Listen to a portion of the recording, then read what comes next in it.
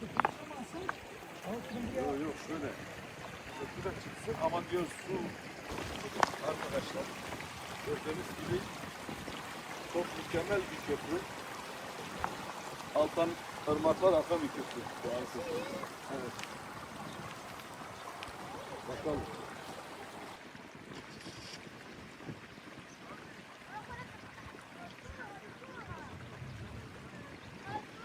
Değerli kardeşlerim, Iğlı'ya, Alabaş köyündeyiz. Çınar'daki köylerimizi ziyaret ediyoruz.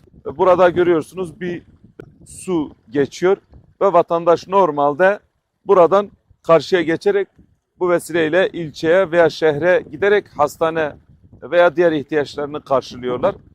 Ancak ara ara yağmur yağınca doğal olarak burada da geçiş zor oluyor ve vatandaş kendi imkanıyla biliyorsunuz arkamda bir köprü yapmış. Ancak bu köprü de yine ihtiyaçları karşılamıyor ve şu an yanımdaki amcamız bir diyaliz hastası, evi karşı tarafta.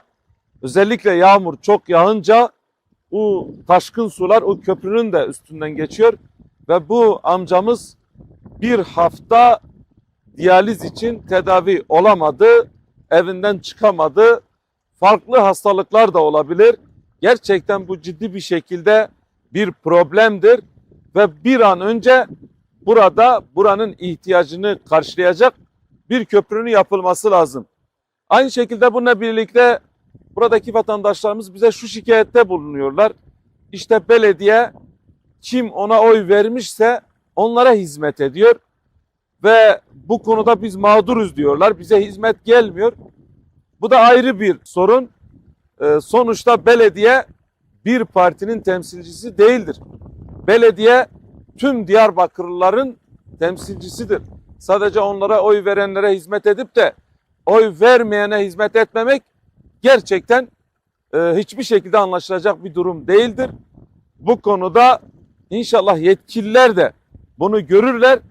Bu büyük bir ayıptır. Yani burada insanlar tedavi olamıyor yağmur yağdığı zaman. Bu su taşkınlarına bağlı olarak hastaneye gidemiyorlar. İnşallah umarım yetkililer bunu görür. Bir an önce buna el atarlar.